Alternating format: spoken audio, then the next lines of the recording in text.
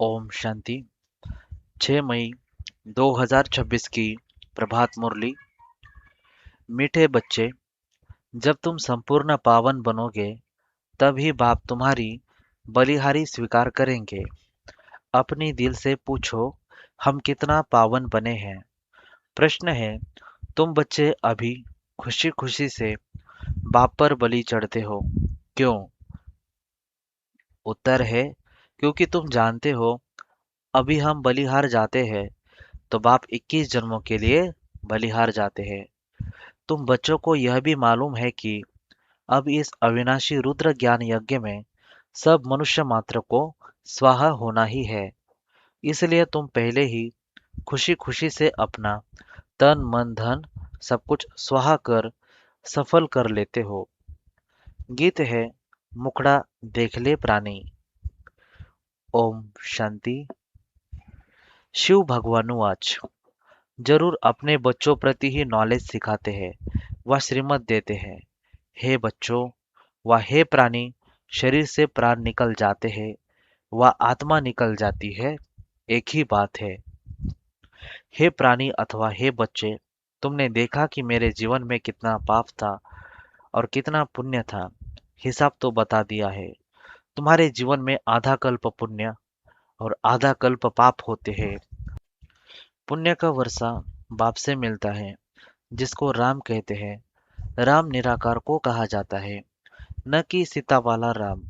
तो अब तुम बच्चे जो आकर के ब्रह्मामुख वंशावली ब्राह्मण बने हो, तुम्हारी बुद्धि में आया है बरोबर आधा कल्प हम पुण्य आत्मा ही थे, फिर आधा कल्प पाप आत्मा बने। अभी पुण्य आत्मा बनना है। कितना पुण्य आत्मा बने हैं वह हर एक अपने दिल से पूछे। पाप आत्मा से पुण्य आत्मा कैसे बनेंगे, वह भी बाप ने समझाया है।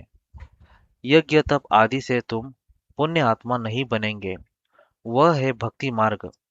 इससे कोई भी मनुष्य पुण्य आत्मा नहीं बनती है। अभी तुम बच्चे समझते हो हम पुण्य आत्मा बन रहे हैं।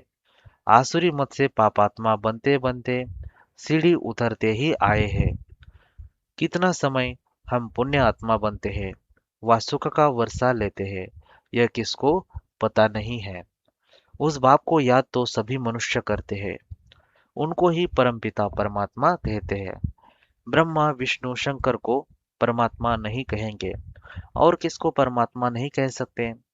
भल इस समय तुम प्रजापिता ब्रह्मा कहते हो, परंतु प्रजापिता को कभी भक्ति मार्ग में याद नहीं करते हैं। याद सभी फिर भी निराकार बाप को ही करते हैं। ओ गॉड फादर, ओ भगवान, अक्षर ही निकलते हैं। एक को ही याद करते हैं। मनुष्य अपने को गॉड फादर कह न सके, ना ही ब्रह्मा विष्णु शंकर अपने को गॉड फादर कह सकते हैं। उनके शरीर का नाम तो है ना, एक ही गॉड फादर है, उनको अपना शरीर नहीं। भक्ति मार्ग में भी शिव की बहुत पूजा करते हैं। अभी तुम बच्चे जानते हो शिव बाबा इस शरीर द्वारा हमसे बात करते हैं। हे बच्चों, कितना प्यार से कहते हैं, समझते हैं मैं सर्व का पतित पावन सदगति दाता हूँ। मनुष्य बाप की महिमा करते हैं ना, लेकिन उनको यह पता नहीं है कि 5,000 वर्ष बाद आते हैं। जरूर जब कलयुग का अंत होगा तभी तो आएंगे। अभी कलयुग का अंत है तो जरूर अब आया हुआ है।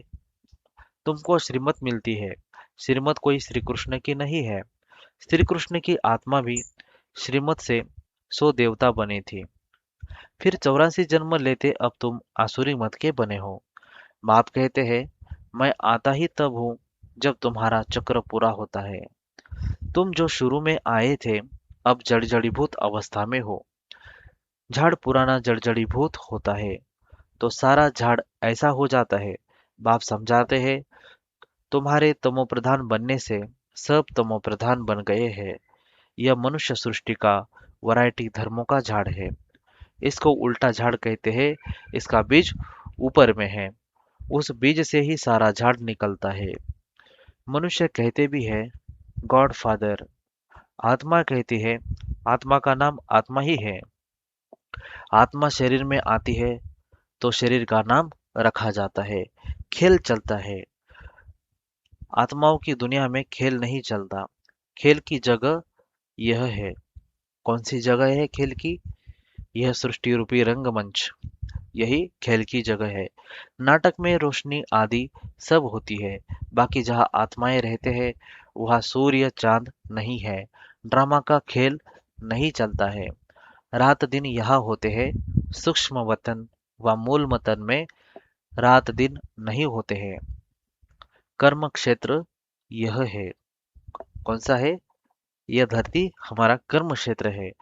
इसमें मनुष्य अच्छे कर्म भी करते हैं, बुरे कर्म भी करते हैं। सतयुग त्रेता में अच्छे कर्म होते हैं, क्योंकि वह पांच विकार रूपी रावण का राज्य ही नहीं। बाप बैठ कर्म अकर्म विकर्म का राज बताते हैं। कर्म तो करना ही है, यह कर्म क्षेत्र है। सतयुग में जो मनुष्य कर्म करते हैं वह अकर्म हो जाता है। वह रावण राज्य ही नहीं, उनको हेविन कहा जाता है। इस समय हेविन तो है नहीं। सतयुग में एक ही भारत था और कोई खंड नहीं था। हेवेनली गॉडफादर कहते हैं तो बाप जरूर हेविन ही रचेंगे ना। बाबा को हेविनली गॉडफादर कहते हैं। यह सब नेशन वाले जानते हैं कि भारत प्राचीन देश है। पहले पहले सिर्फ भारत ही था। यह कोई भी नहीं जानते हैं। अभी तो नहीं है ना। यह है ही 5,000 वर्ष की बात। कहते भी है क्राइस्ट से 3,000 वर्ष पहले भारत हेविन था। रचयिता जरूर रचना रचेंगे। तमोप्रधान बुद्धि होने के कारण इतना भी नहीं समझते। भारत तो सबसे ऊंच खंड है। पहली बिरादरी है मनुष्य सृष्टि की। यह भी ड्रामा बना हुआ है। साहूकार गरीबों को मदद करते हैं, यह भी चला आता है। भक्ति मार्ग में भी साहूकार गरीबों को दान करते हैं, परंतु यह है ही पतित दुनिया।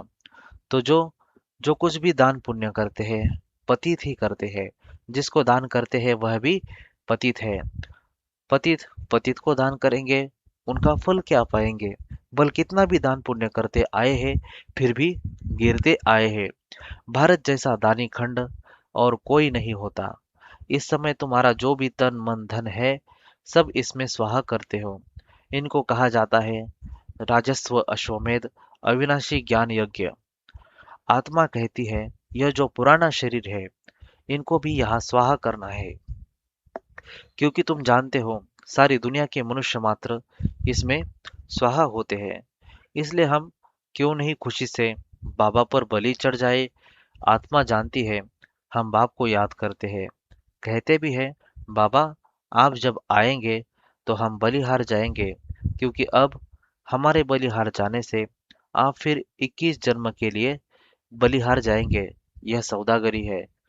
हम आप पर बलिहार जाते हैं तो आप भी तो 21 बार बलिहार जाते हैं। बाप कहते हैं जब तक तुम्हारी आत्मा पवित्र नहीं बनी है तब तक हम बलिहारी स्वीकार नहीं करते हैं। बाप कहते हैं मामेकम याद करो तो आत्मा प्योर बन जाएगी। बाप को भूलने से तुम कितने पतित दुखी हुए हो। मनुष्य दुखी होते हैं तो फिर शरणागति लेते हैं। अभी तुम 63 जन्म रावण से बहुत दुखी हुए हो। एक सीता की बात नहीं, सब सीताएं हैं। जो भी मनुष्य मात्र है सब सीताएं हैं। रामायण में तो कहानी लिख दी है, सीता को रावण ने शोक वाटिका में डाला। वास्तव में बात सारी इस समय की है। सभी रावण अर्थात 5 विकारों की जेल में है, इसलिए दुखी हो पुकारते हैं हमको इनसे छुड़ाओ। एक की बात नहीं, बाप समझाते हैं सारी दुनिया रावण की जेल में है। रावण राज्य है ना। कहते भी है राम राज्य चाहिए। गांधी ने भी कहा सन्यासी कभी ऐसे नहीं कहेंगे कि राम राज्य चाहिए, भारतवासी ही कहेंगे। इस समय आदि सनातन देवी देवता धर्म है नहीं, और ब्रांचेस है। सतयुग था, एक ही आदि सनातन देवी देवता धर्म था। अभी वह नाम ही बदला हुआ है। अपने धर्म को भूल फिर और धर्म में कन्वर्ट होते हैं। मुसलमान आए, कितने हिंदुओं को अपने धर्म में कन्वर्ट कर लिया। क्रिश्चियन धर्म में भी बहुत कन्वर्ट हुए हैं। इसलिए भारतवासियों की जनसंख्या कम हो गई है। नहीं तो भारतवासियों की जनसंख्या सबसे जास्ती होनी चाहिए। अनेक धर्मों में कन्वर्ट हो गए हैं। बाप कहते हैं तुम्हारा जो आदि सनातन देवी देवता धर्म है वह सबसे ऊंच है। सतो प्रधान थे, अब वही बदल कर फिर तमो प्रधान बने हैं। अब तुम बच्चे समझते हो, ज्ञान सागर पतित पावन जिसको बुलाते हैं वही सम्मुख पढ़ा रहे हैं। वह ज्ञान का सागर, प्रेम का सागर है। क्राइस्ट की ऐसी महिमा नहीं करेंगे। श्री कृष्ण को ज्ञान का सागर, पतित पावन नहीं कहा जाता। सागर एक होता है, चारों तरफ ऑलराउंड सागर ही सागर है। दो सागर नहीं होते हैं। यह मनुष्य सृष्टि का नाटक है। इसमें सबका अलग अलग पार्ट है। बाप कहते हैं मेरा कर्तव्य सबसे अलग है। मैं ज्ञान का सागर हूँ। मुझे ही तुम पुकारते हो हे पतित पावन। फिर कहते हो लिबरेटर। लिबरेट किससे करते हैं यह भी कोई नहीं जानते। तुम जानते हो हम सतयुग त्रेता में बहुत सुखी थे। उसको स्वर्ग कहा जाता है। अभी तो है ही नर्क, इसलिए पुकारते हैं दुख से लिबरेट कर सुखधाम ले चलो। सन्यासी कभी नहीं कहेंगे कि फलाना स्वर्गवासी हुआ। वह फिर कहते हैं पार निर्वाण गया। विलायत में भी कहते हैं लेफ्ट फॉर हेवनली अबोर्ड। समझते हैं गॉड फादर पास गए। हेवनली गॉड फादर कहते हैं बरोबर हेवन था, अब नहीं है। हेल के बाद हेवन चाहिए। हेल का मतलब नर्क और हेवन का मतलब स्वर्ग। तो बाबा कह रहे हैं हेल के बाद हेवन चाहिए। गॉड फादर को यहाँ आकर हेवन स्थापन करना है। सूक्ष्म वतन मूल वतन में कोई हेवन नहीं होता है। जरूर बाप को ही आना पड़ता है। बाप कहते हैं मैं आकर प्रकृति का आधार लेता हूँ। मेरा जन्म मनुष्य मुआफिक नहीं है। मैं गर्भ में नहीं आता हूँ। तुम सभी गर्भ में आते हो। सतयुग में गर्भ महल होता है, क्योंकि वहाँ कोई विकर्म होता नहीं जो सजा भोगे, इसलिए उसको गर्भ महल कहा जाता है। यह विकर्म करते जिसकी सजा भोगनी पड़ती है, इसलिए गर्भ जेल कहा जाता है। यह रावण राज्य में मनुष्य पाप करते हैं। यह है ही पाप आत्माओं की दुनिया। वह है पुण्य आत्माओं की दुनिया। स्वर्ग इसलिए कहते हैं पीपल के पत्ते पर श्री कृष्ण आया। यह श्री कृष्ण की महिमा दिखाते हैं। सतयुग में गर्भ में दुख नहीं होता है। बाप कर्म अकर्म विकर्म की गति समझाते हैं, जिसका फिर शास्त्र गीता बनाया है।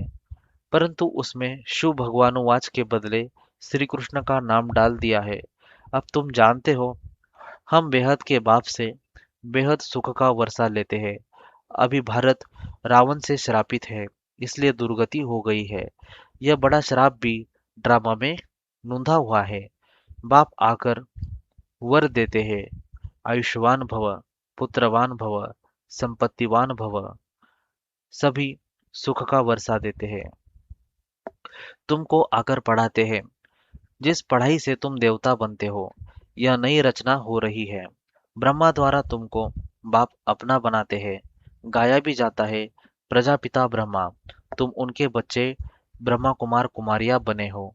दादे से वर्षा बाप द्वारा लेते हो। आगे भी लिया था, अब फिर बाप आया है। बाप के बच्चे तो फिर बाप के पास जाने चाहिए। परंतु गाया हुआ है प्रजापिता ब्रह्मा द्वारा मनुष्य सृष्टि की स्थापना होती है। तो यह होगी ना, आत्मा के संबंध में कहेंगे हम भाई भाई है। प्रजापिता ब्रह्मा की संतान बनने से तुम भाई बहन बनते हो। इस समय तुम सब भाई बहन हो। तुमने बाप से वर्षा लिया था, अब भी बाप से वर्षा ले रहे हो। शिव बाबा कहते हैं मुझे याद करो। तुम आत्मा को शिव बाबा को याद करना है। याद करने से ही तुम पावन बनेंगे, और कोई उपाय नहीं है। पावन बनने सिवाय तुम मुक्ति धाम में जा भी नहीं सकते हो। जीवन मुक्ति धाम में पहले पहले आदि सनातन देवी देवता धर्म था। फिर नंबरवार और धर्म आए। बाप अंत में आकर सबको दुखों से मुक्त करते हैं। उनको कहा ही जाता है लिबरेटर। लिबरेटर का मतलब छुड़ाने वाला। तो बाप को कहा भी जाता है लिबरेटर। बाप कहते हैं तुम सिर्फ मुझे याद करो तो तुम्हारे पाप भस्म हो जाएंगे। बुलाते भी हो बाबा आओ हमको पतित से पावन बनाओ। टीचर तो पढ़ाते हैं, इसमें चरित्र करते हैं क्या? यह भी पढ़ाई है। बाप ज्ञान का सागर ही आकर ज्ञान देते हैं। अच्छा, मीठे मीठे सिकिलधे बच्चों प्रति माता पिता बाप दादा का याद प्यार और गुड मॉर्निंग। रूहानी बाप की रूहानी बच्चों को नमस्ते। हम रूहानी बच्चों की रूहानी बाप दादा को याद प्यार, गुड मॉर्निंग और नमस्ते। वाह बाबा वाह, शुक्रिया बाबा शुक्रिया आपका, पद्मा पदम शुक्रिया। धारणा के लिए मुख्य सार है, कर्म अकर्म और विकर्म की गति को जानकर अब कोई भी विकर्म नहीं करना है। कर्म क्षेत्र पर कर्म करते हुए विकारों का त्याग करना ही विकर्म से बचना है। ऐसा पावन बनना है जो हमारी बलिहारी बाप स्वीकार कर ले। पावन बनकर पावन दुनिया में जाना है। तन मन धन इस यज्ञ में स्वाहा कर सफल करना है। वरदान है, नॉलेज की लाइट माइट द्वारा विघ्न विनाशक बनने वाले मास्टर नॉलेजफुल भवा। भक्ति मार्ग में गणेश को विघ्न विनाशक कहकर पूजते हैं, साथ साथ उन्हें मास्टर नॉलेजफुल अर्थात विद्यापति भी मानते हैं। तो जो बच्चे मास्टर नॉलेजफुल बनते हैं वे कभी विघ्नों से हार नहीं खा सकते, क्योंकि नॉलेज को लाइट माइट कहा जाता है, जिससे मंजिल पर पहुंचना सहज हो जाता है। ऐसे जो विघ्न विनाशक है, बाप के साथ सदा कंबाइंड रहते हुए नॉलेज का सिमरन करते रहते हैं, वे कभी विघ्न हर नहीं बन सकते। जो बच्चे सदा कंबाइंड रहते हुए नॉलेज का सिमरन करते हैं वे कभी विघ्नहर नहीं बनते हैं। स्लोगन है, अंदर बाहर जो भी बुराइयां है उन्हें संपूर्ण विल कर दो तो विल पावर आ जाएगी। ये अव्यक्त इशारे है, सदा अचल अडोल एकरस स्थिति का अनुभव करो। अभी अनुभवी बन औरों को भी अचल अडोल बनाने का अनुभव कराने का समय है। अभी खेल करने का समय समाप्त हुआ। अब सदा समर्थ बन निर्बल आत्माओं को समर्थ बनाते चलो। आप लोगों में निर्बलता के संस्कार होंगे तो दूसरों को भी निर्बल बना देंगे। ज्ञान की हर पॉइंट का अनुभवी बनने के लिए एकांत प्रिय बनो, एकाग्रता का अभ्यास बढ़ाओ। अच्छा, ओम शांति।